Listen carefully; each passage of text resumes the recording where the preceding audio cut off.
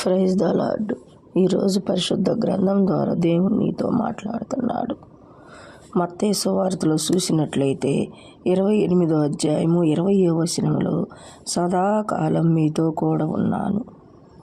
దేవుడు మాట్లాడుతున్నాడు. సదాకాలం మీతో కూడా ఉన్నాను. నీతో దేవుడు ఉన్నాడు, నీ పక్షాన ఉన్నాడు. దేవుడు మనల్ని ఎవరు నిందించినా, మనల్ని ఎవరు అపహాస్యపాలు చేసినా మనం అడ్డగించకూడదు. నీవు అడ్డగించిన ఎడల అదనపు ఆశీర్వాదాలు పోగొట్టుకుంటావు దేవుని దగ్గర. నిందించే వాళ్ళని నిందించని, ఎగతాళి చేసే వాళ్ళని ఎగతాళి చేయని, కానీ వారిని ఎదురు మాట్లాడి వారిని అడ్డగించకూడదు. అప్పుడు దేవుని ఆశీర్వాదాలు నీకు రావు. దేవుని ఆశీర్వాదం నీ పక్షాన ఉంది కాబట్టి నువ్వు ఎవరిని నిందించకూడదు. నిందించే వాళ్ళని కూడా తిరిగి నీవు అడ్డగించకూడదు.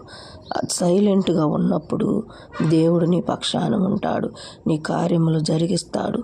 ఎన్ని కష్టాలు ఎదురైనా కానీ మనకి ఏమీ కొరత ఉండదు. మనల్ని ఎవరు మనల్ని ఏది చేయాలని చూసినా కానీ, నష్టపరచాలని చూసినా కానీ, నోటి మాటల ద్వారా కానీ, చేతి పనుల ద్వారా కానీ మనల్ని ఎవరు ఏమి చేయలేరు. దేవుడు మనకు తోడున్నంతసేపు ఆయన బిడ్డలను ఎప్పుడూ కంటికి రెప్పలా కాపాడుకుంటూ ఉంటాడు. దేవుణ్ణి నమ్ముకున్న వారికి ఎప్పుడూ కొదువ ఉండదు, లేమి ఉండదు. దేవుడు మాట్లాడుతున్నాడు చూడండి. ఆయన ప్రేమ శాశ్వత కాలముందును. 1 కొరింథీలో చూసినట్లయితే 13వ అధ్యాయం 8లో ప్రేమ శాశ్వత కాలముందును. దేవుని ప్రేమ శాశ్వత కాలం ఉంటుంది. మనుషుల ప్రేమ కొంతసేపే, కానీ దేవుని ప్రేమ మాత్రం శాశ్వత కాలం ఉంటుంది. ఆమోసు గ్రంథంలో చూసినట్లయితే 5:4లో నన్ను ఆశ్రయించిన ఎడల మీరు బ్రతుకుదురు. దేవుణ్ణి ఆశ్రయించిన వారిని మనం దేవుని వైపు చూసినప్పుడు మనకి ఏ పక్షాన కొదవ ఉండదు. కొన్ని కష్టాలు వచ్చినా అవి తాత్కాలికమైనవి, కానీ దేవుడు మనకి శాశ్వతంగా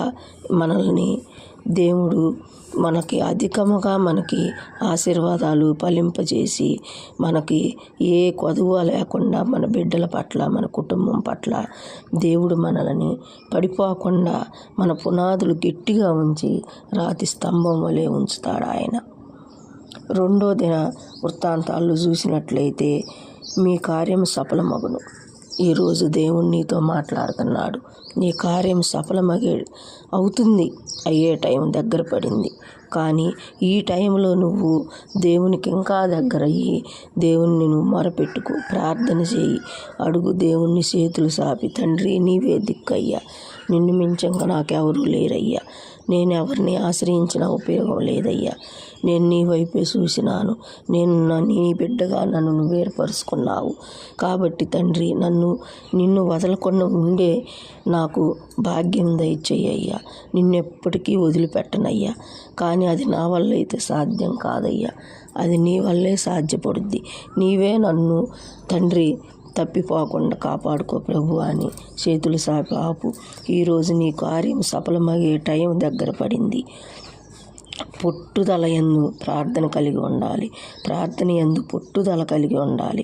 రోమాపత్రికలో చూసినట్లయితే 12వ అధ్యాయంలో ప్రార్థన యందు పట్టుదల కలిగి ఉండి, మనం ఎప్పుడైతే ప్రార్థనని మనం మరవకుండా ఉంటామో మనకి 2 ఆలోచనలు రావు మన మనసులోకి.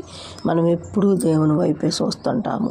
దేవుడు కూడా నా బిడ్డ ఎప్పుడూ నా ప్రార్థన చేస్తూ నా వైపే ఉందని చెప్పి మనల్ని తప్పిపోకుండా లోకానుసారంగా మనం అడుగులు వేయకుండా దేవుడు కాపాడుకుంటాడు. యెహోషువ గ్రంథంలో చూసినట్లయితే దేవుడు మాట్లాడుతున్నాడు ఈరోజు నీతో. 1:6లో నిన్ను విడువను, నిన్ను ఎడబాయను, నిన్నెప్పటికీ విడువను ఎడబాయను అని దేవుడు నీకు సెలవిస్తున్నాడు. నీవు